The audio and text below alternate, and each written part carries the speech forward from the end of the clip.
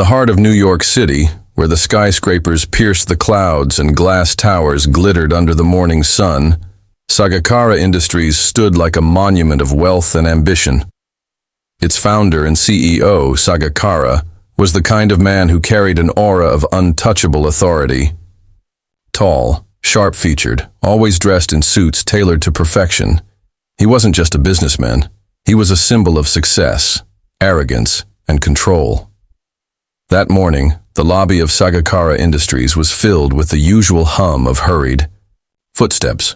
Employees rushed in with coffee cups, interns balanced files nervously, and assistants whispered last-minute instructions to one another.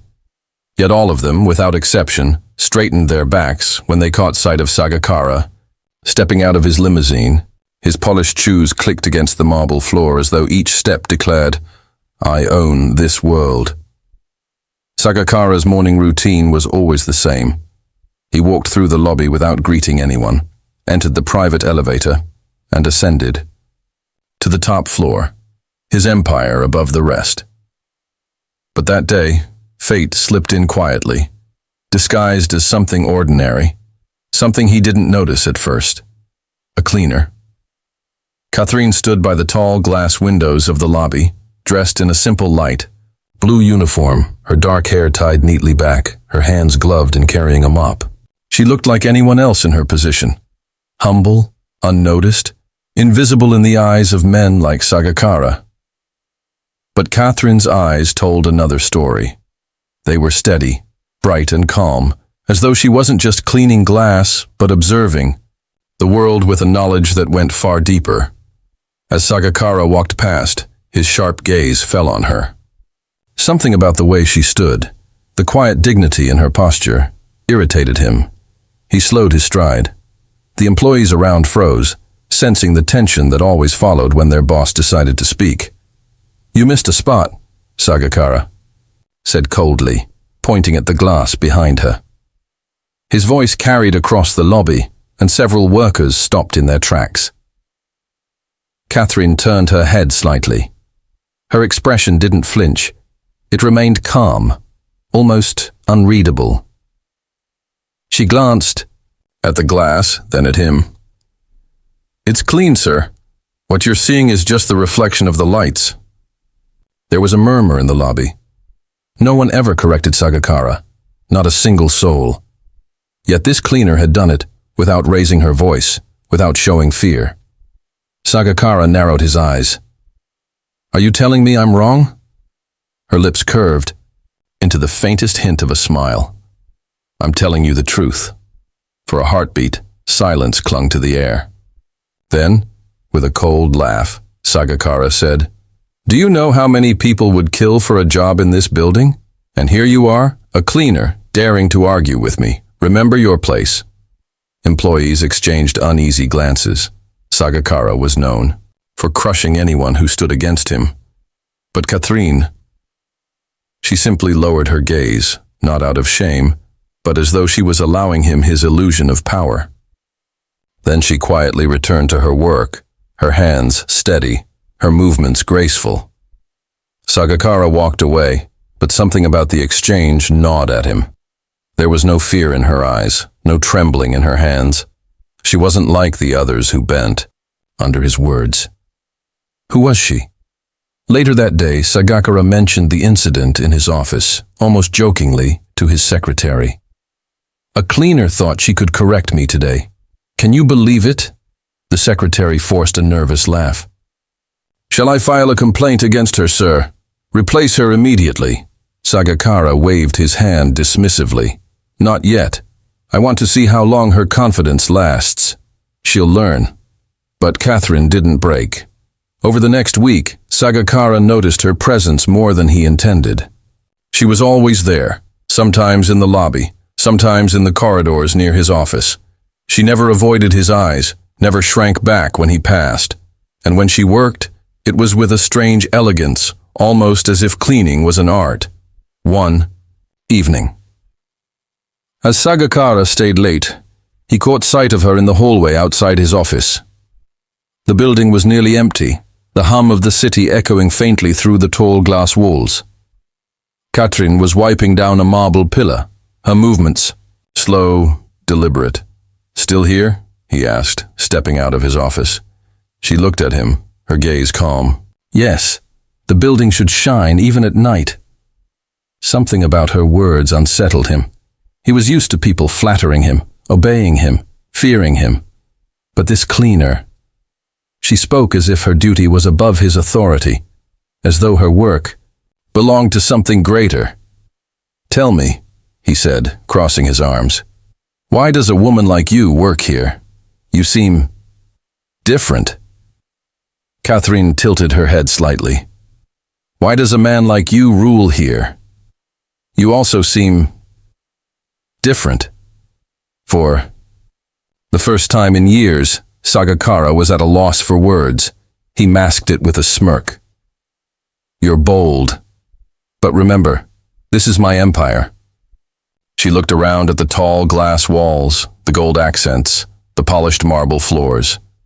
Then she met his gaze again. Empires fall. People remain. Her words pierced deeper than he expected. For a moment, the great CEO felt something he hadn't in a long time, unsettled. As he returned to his office, he told himself she was just a cleaner, just another face in his world of wealth. But deep down, he couldn't shake the feeling that Kathrin was more than what she appeared to be. And he was right. What Sagakara didn't know was that Kathrin wasn't merely a cleaner. She carried a secret, one that had the power to shatter his arrogance, strip away his illusions, and change the course of his life forever. The story had only just begun. The following days in Sagakara, industries unfolded like clockwork. Meetings, contracts, and ruthless negotiations defined the empire of Sagakara. Yet beneath the rhythm of business, an unusual distraction gnawed at him, Kathrin. Every morning, without fail, she appeared in her blue uniform, moving through the building like a quiet shadow. She was everywhere and nowhere, her presence subtle yet impossible to ignore. Employees walked past her as if she were invisible, but Sagakara's eyes seemed drawn to her again and again. At first he told himself it was irritation. She had dared to stand up to him. No one did that. Perhaps he only noticed her now because he was determined to see her break, to see that confidence crumble into the obedience he demanded. But no matter how many times their eyes met, she never lowered her gaze. One morning, as he entered the building, he saw Kathrin polishing the brass handles of the main doors. She worked with such care that the golden surface gleamed brighter than ever. For some reason, it made him pause. "You work as if this place belongs to you," he remarked, his voice echoing across the lobby. Kathrin glanced at him, her eyes calm, her hands still moving with the cloth. "Shouldn't everyone work that way? If you respect the place you are in, it respects you back." The employees nearby froze. Some pretended to busy themselves, but all were listening. Sagakara's jaw tightened. He hated being lectured, especially by someone beneath his status. Yet instead of dismissing her, he found himself strangely curious. "Respect doesn't pay bills," he said coldly. "Power does." Kathrin finally looked at him, her face serene but her words sharp. "Power without respect is just fear, and fear doesn't last forever." Her tone was soft, but it landed like a stone in water, sending ripples through the air. The silence that followed was thick, and for the first time Sagakara had no immediate retort. He turned sharply and strode toward the elevator, his thoughts unsettled. Inside the glass walls of his office on the top floor, Sagakara tried to shake off the encounter. He busied himself with reports, mergers, and phone calls, yet her words echoed in the back of his mind. Fear doesn't last forever. But who was she to say that? Just a cleaner, a nobody. And yet, later that afternoon, when he overheard a pair of junior executives whispering about the mysterious maid who dared to talk back to the CEO, he felt a flicker of annoyance and something else he couldn't name. That evening, curiosity got the better of him. He instructed his secretary, Find me everything about the new cleaning staff, specifically a woman named Kathrin. By the next morning, a file landed on his desk. Sagakara opened it with his usual detached efficiency. But what he found was strange. Kathrin's background was minimal, too minimal. No permanent address, no family listed, no employment history beyond small cleaning contracts, no photographs, no digital footprint. Like she barely existed in the modern world. Sagakara frowned. In his experience, every person had a trail. But Kathrin? She was like a ghost. That day, he decided to confront her directly. Late in the evening, when the building emptied once more, Sagakara left his office and found her in the top-floor hallway. She was dusting the glass panels, the city lights shimmering behind her like jewels scattered across a velvet night. "You," he said firmly, his voice carrying authority. "Who are you, really?" Kathrin stopped, lowered the cloth in her hand, and turned to face him. Her calm eyes studied him, unflinching. "I told you already. I'm the cleaner," she said simply. "No," Sagakara pressed, stepping closer. "I had your background checked. There's nothing there. People don't just appear out of thin air. So tell me, what are you hiding?" For a moment, silence hung between them. The hum of the city seemed louder, filling the gap in their conversation. Then Kathrin spoke, her tone soft but edged with mystery. "Sometimes," she said, "the truth is hidden because the world is not ready to see it." Sagakara's eyes narrowed. "Don't play games with me. Do you know who I am? I can end your career, your life in this city, with a single phone call." But Kathrin didn't flinch. Instead, she stepped forward until they stood only a few feet apart. Her calm presence seemed to drain the arrogance from the air. And yet, she replied, "Here you are, the great Sagakara, wasting your time chasing the truth of a cleaner. If I were truly nothing, would you care this much?" Her words stung with precision. He clenched his fists, anger rising not just at her defiance but at the strange power she seemed to hold over him.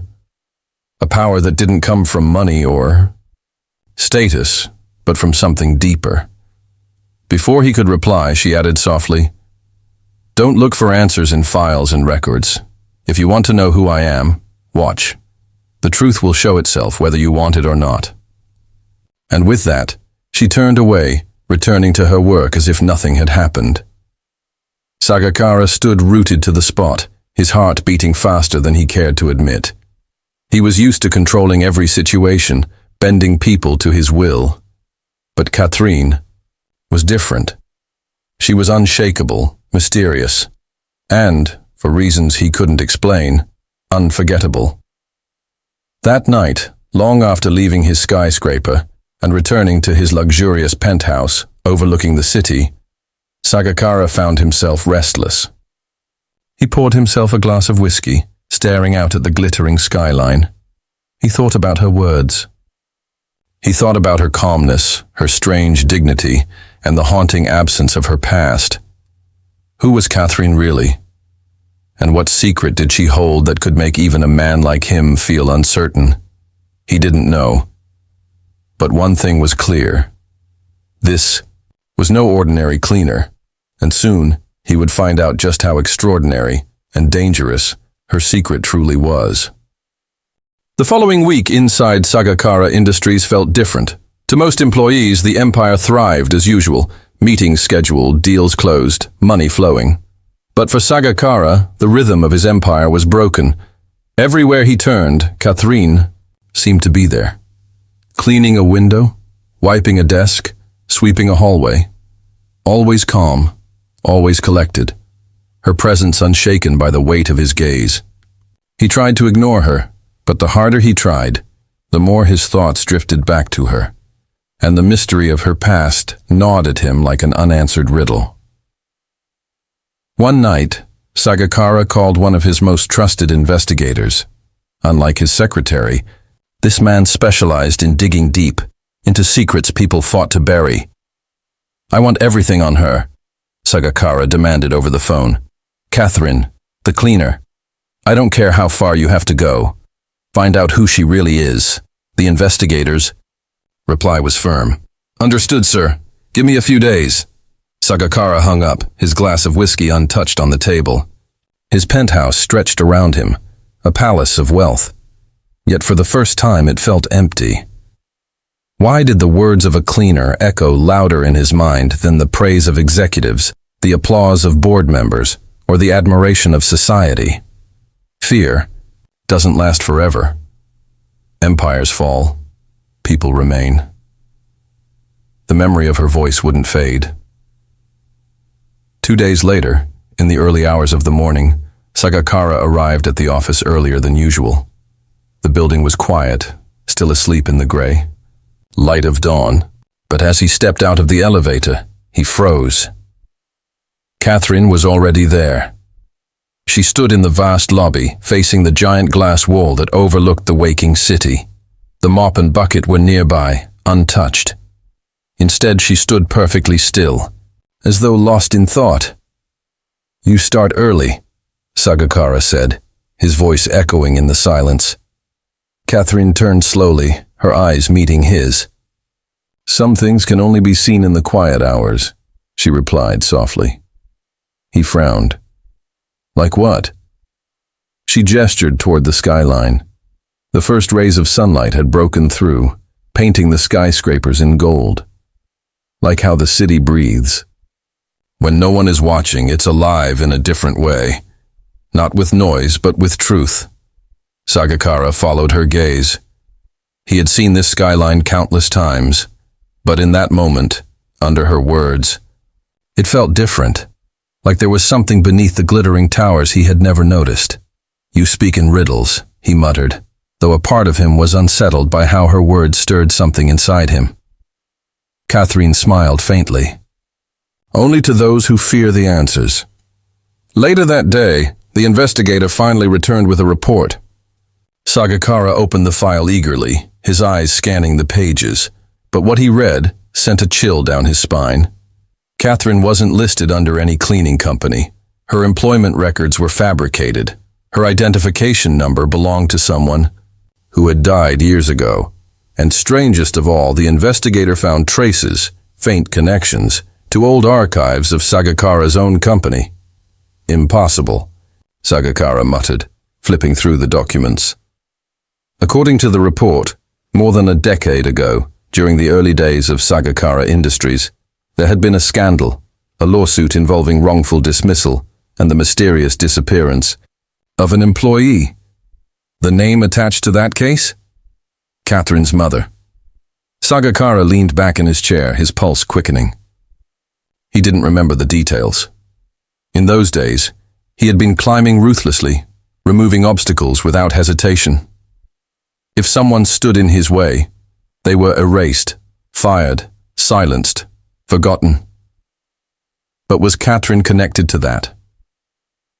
The more he thought about it, the more it made sense. Her strange presence, her fearless attitude, her refusal to be intimidated. She wasn't just a cleaner. She was here for a reason. By evening, he couldn't contain himself. He found her again in the top-floor corridor, polishing the glass walls with her usual calm. "Enough games," Sagakara said sharply, his voice echoing. "Tell me the truth. Why are you really here?" Kathrin stopped, set the cloth down, and turned to face him. Her eyes were steady, her expression unreadable. "I told you before," she said quietly. "The truth reveals itself when the time is right." Sagakara stepped closer, anger flaring. "No more riddles. I know your name is fake. I know you have no history. So tell me, what are you hiding?" For the first time, Kathrin's calmness shifted slightly. A flicker of something, pain, maybe anger, crossed her eyes. But it vanished quickly. "You want the truth, Sagakara?" she asked softly. "Then look into your past. You'll find me there." Her words froze him. My past? Before he could speak, She picked up her cleaning cloth again and walked past him, her footsteps echoing through the corridor. Sagakara remained standing, his mind racing.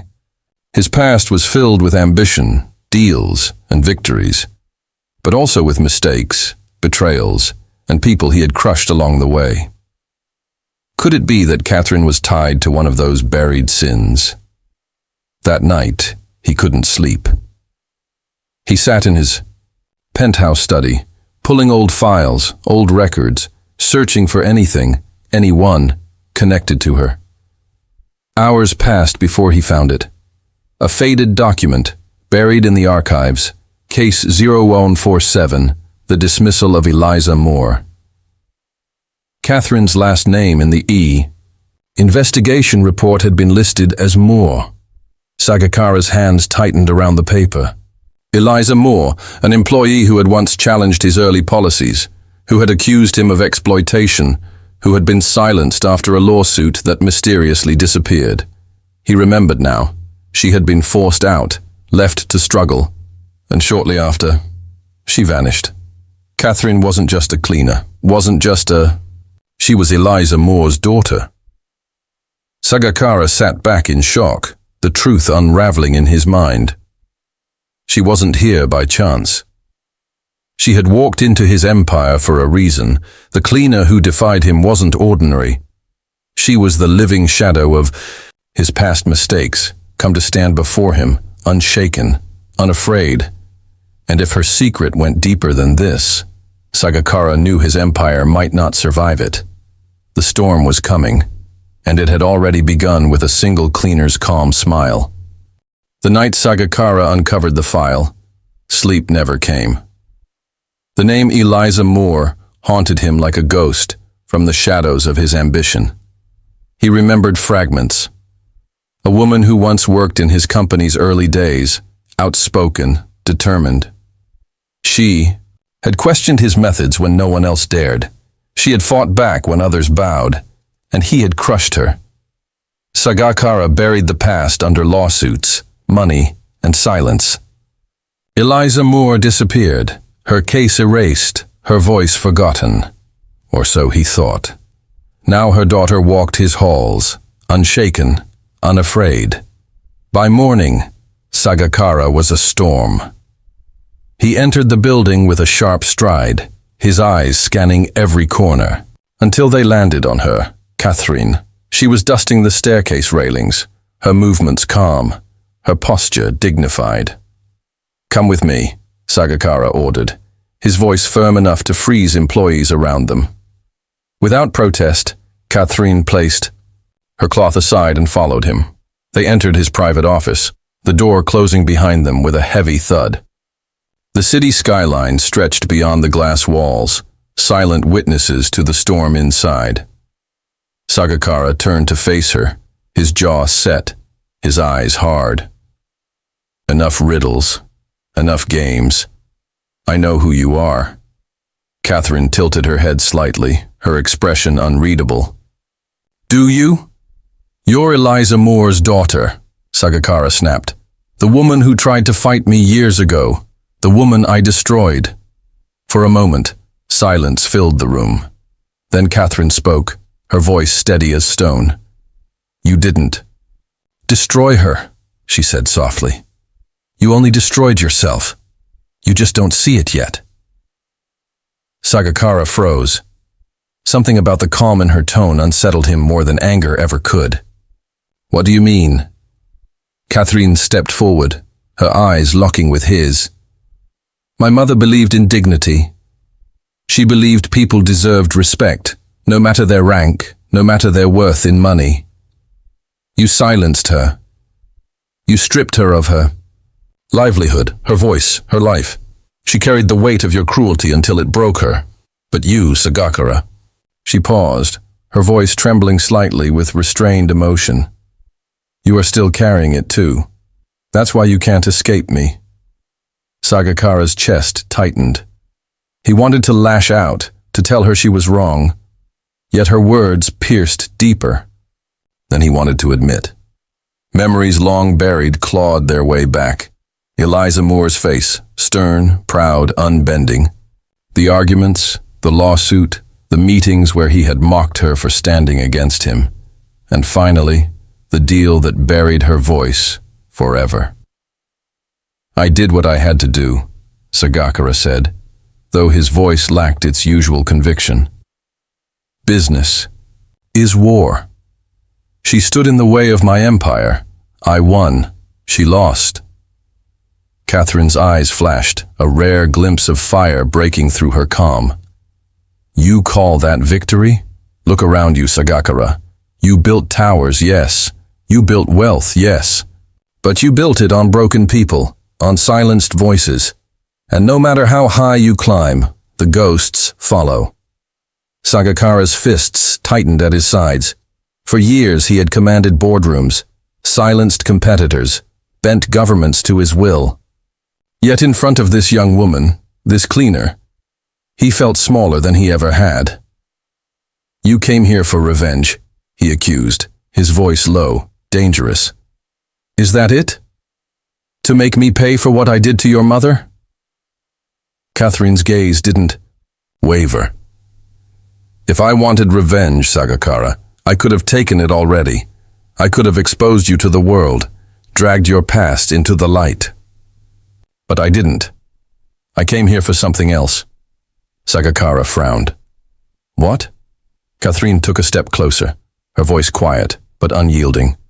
"I came to show you the truth, that even with all your money, all your power, all your arrogance, you are not untouchable. You can be broken, not by force, not by revenge, but by the weight of your own conscience." Her words struck like thunder. Sagakara turned away, pacing to the window. The city glimmered below, the empire he had built brick by brick. For the first time, instead of pride, he felt unease. The glass no longer looked like victory. It looked fragile, as if it could shatter with the lightest touch. "Why now?" he asked finally, his voice low. "Why come after all these years?" Kathrin's face softened, a flicker of sorrow in her eyes. "Because my mother's story deserves to be heard. Because truth doesn't die just because you bury it. And because, somewhere inside you, Sagakara, I believe there is still a man who can see it." He turned back to her, anger and confusion clashing in his eyes. "You think you can change me? After everything I've done? After all the blood on my hands?" Kathrin held his gaze, unwavering. "Not me. The truth will." The silence between them was heavy, filled with years of injustice, arrogance, and hidden wounds. Sagakara felt the walls of his empire closing in, not from enemies outside, but from the past he had tried to erase. For the first time, he felt something unfamiliar. Not fear of losing money, not fear of losing power, but fear of losing himself. "You're playing a dangerous game," he warned, though the edge in his voice was weaker now. Kathrin shook her head. "No, Sagakara. You are. And sooner or later the game ends." She turned and walked toward the door, her footsteps echoing like a verdict.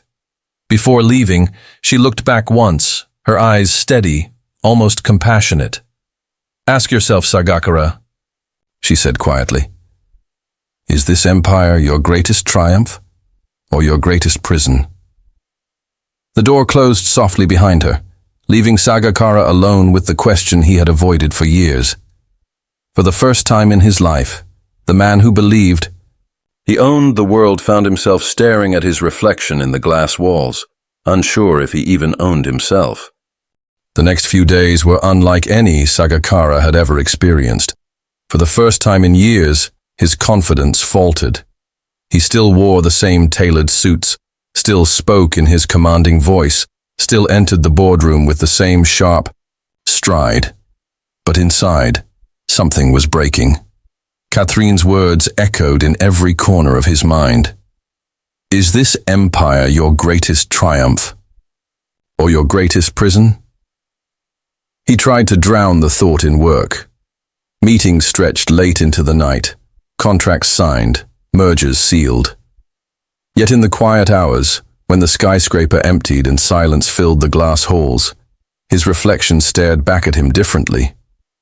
No longer a conqueror. No longer untouchable. But a man surrounded by walls he had built himself.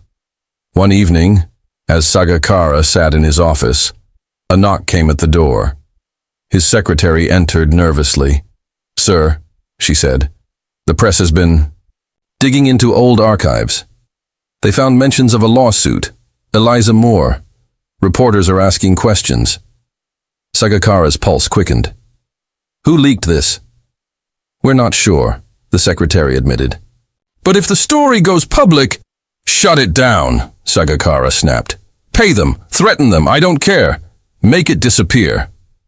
The secretary nodded quickly and rushed out, leaving Sagakara alone once again. But the damage was done. The ghost of Eliza Moore was stirring, and this time, money might not be enough to silence her. That night, unable to sleep, Sagakara walked through the empty building. The corridors stretched around him, polished and gleaming, yet eerily silent. It felt less like an empire and more like a mausoleum. Then he saw her. Kathrin was in the lobby, mopping the floor slowly, her movements steady, her posture graceful. For a moment, she looked almost like her mother, Eliza Moore, the woman he once silenced. The resemblance struck him like lightning. "Why now?" Sagakara asked suddenly, his voice breaking the silence. "Why come into my life after all these years? If you wanted to expose me, you could have done it long ago." Kathrin looked up, her eyes calm, though a hint of sorrow rested in them. "Because you weren't ready then, and maybe you're still not. But the world is." Sagakara clenched his jaw. "You think one old story will bring me down? My empire is stronger than that. I've faced enemies bigger than you." Kathrin set the mop aside and stepped closer. "Your enemies feared you, Sagakara. But fear doesn't last forever. Your empire isn't being threatened by me. It's crumbling from within. Can't you feel it?" Her words cut deeper than he wanted to admit. For the first time, he realized how fragile everything was. His board members whispered when he wasn't around. His investors demanded answers. And now, the press was circling, like vultures. Kathrin's presence was more than just a reminder of the past.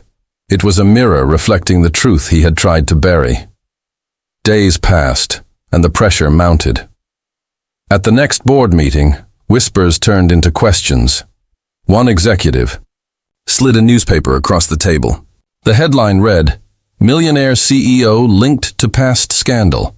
The Eliza Moore case resurfaces." Sagakara's chest tightened. The boardroom, once his kingdom, felt like a battlefield. "This could damage the company's reputation," one director said. "Our stock is already dropping," another added. "Investors are worried. If this continues, we'll lose them."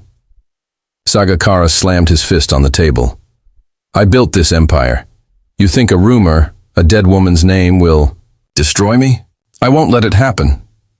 But even as he spoke, he saw doubt in their eyes. They were no longer looking at him as the invincible leader. They were looking at him as a liability. For the first time, Sagakara realized the truth. Power doesn't protect. It isolates. That night, Kathrin found him in his office, sitting in the dark, his tie loosened, a glass of untouched whiskey by his side. "You're losing them," she said quietly. He didn't look up. "They were never loyal.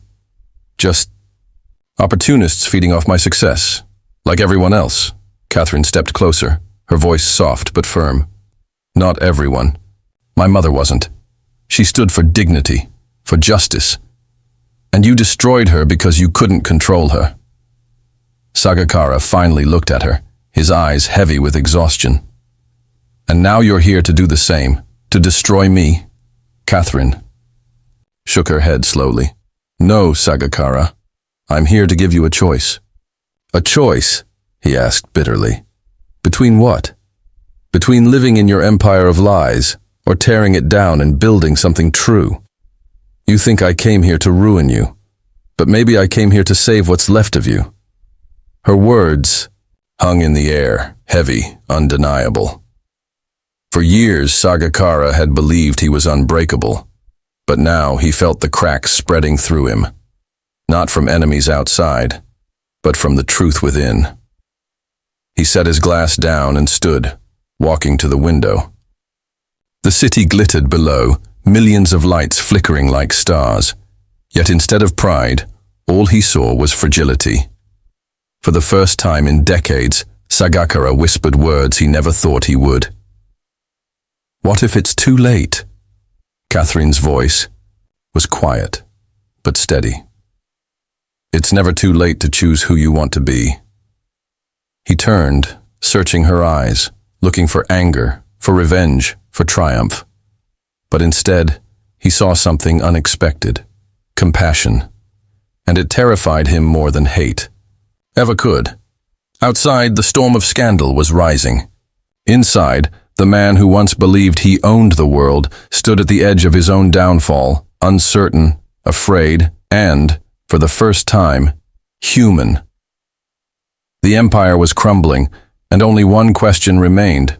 Would Sagakara let it fall, or would he finally change? The storm finally broke. News outlets ran the story for days. Headlines splashed across every paper, television debates raging late into the night, social media exploding with outrage. The Eliza Moore scandal was everywhere. Sagakara's empire shook like an old tower in the wind. Investors pulled out, contracts dissolved, partners abandoned him. For years he had been the face of ruthless power, but now he was a man haunted by the shadow of his past. The board called an emergency meeting. "Step down," one director said flatly. "It's the only way to save what's left of the company." "You've become toxic," another added. "If you don't resign, everything burns." Sagakara felt rage clawing inside him. Step down? He had clawed his way to the top with blood and fire. How could they ask him to surrender now? But then his eyes drifted to the far end of the table. Kathrin. She wasn't a board member, yet she was there. Quiet, still, her presence unshakable. She wasn't fighting, wasn't arguing, she was simply watching. And somehow that silence spoke louder than the board's demands. That night, Sagakara didn't go home. He wandered the empty city streets, stripped of his entourage, his drivers, his security. For the first time in years, he was just a man, not a CEO, not a millionaire, not an untouchable king, just Sagakara. He found himself standing outside a crumbling apartment building, the one Eliza once lived in. The lights were dim, the walls cracked, but to him, it felt more alive than his glass empire. He could almost hear her voice. "Power isn't control, Sagakara. Power is responsibility." He shut his eyes, and for a long moment, he couldn't breathe. The next morning, the press gathered outside the skyscraper headquarters. Cameras flashed as Sagakara walked in, not with his usual entourage, but alone. His suit was neat, but his face carried lines of weariness. In the boardroom, reporters filled every corner. The world was waiting. Sagakara took the podium. His voice, for once, wasn't commanding. It was heavy, human. "I built this empire with my own hands," he began. "But in the process, I buried truths I didn't want to face. Eliza Moore was one of them. I wronged her. I silenced her. And for that, I have carried a weight no wealth can erase." The room buzzed, cameras clicking furiously. He continued, "I cannot change the past, but I can choose what I become. Now, effective immediately, I am stepping down as CEO." Gasps filled the hall. Some looked shocked, others relieved, but Sagakara wasn't finished. His eyes searched the crowd until they landed on Kathrin, standing quietly at the back.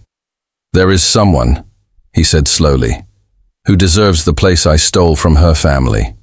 Someone with dignity, strength, and truth in her heart. Kathrin Moore." The room fell silent. Kathrin's eyes widened. She hadn't expected this. "I will give her what was taken," Sagakara said. "The company, the resources, the voice she deserves, if she accepts." All eyes turned to Kathrin. She stepped forward, her face calm, but her hands trembling slightly. For years she had dreamed of justice, but not like this. "Why?" she asked softly, so only Sagakara could hear. "Because," he whispered back, "you reminded me of something I forgot a long time ago. That even the strongest empire means nothing if it destroys who you are." The press exploded with questions. Flashbulbs burst like fireworks. But Kathrin barely heard them. She looked at Sagakara, and for the first time she saw not the arrogant millionaire who once crushed her mother, but a broken man, stripped of his illusions, trying to make peace with his demons. She nodded slowly. "I accept." The announcement shook the world. Headlines screamed, "Millionaire CEO resigns. Cleaner girl takes over empire." It was the kind of story that captured hearts everywhere. Weeks later, the building didn't look the same. The lavish coldness was replaced by warmth, flowers. In the lobby, open doors, employees smiling instead of trembling. Kathrin walked the halls not as a maid, but as the new leader. A leader her mother would have been proud of. Sagakara, on the other hand, disappeared from the public eye. Some said he traveled. Some said he lived quietly by the sea. Nobody really knew. But one evening, Kathrin received a letter in simple handwriting. "Kathrin, thank you for giving me the chance to do one thing right before the end. Don't make my mistakes. Build something worth more than power. Sagakara." She folded the letter carefully, tears touching her eyes, and placed it in her mother's old diary. And so, the story that began with arrogance and cruelty ended with redemption and renewal. The world remembered Sagakara as the CEO who once ruled with iron hands. But they remembered Kathrin Moore as the girl who turned whispers into a voice so strong it shook an empire. And in the quiet, perhaps Sagakara finally found the peace he had been running from all his life, the end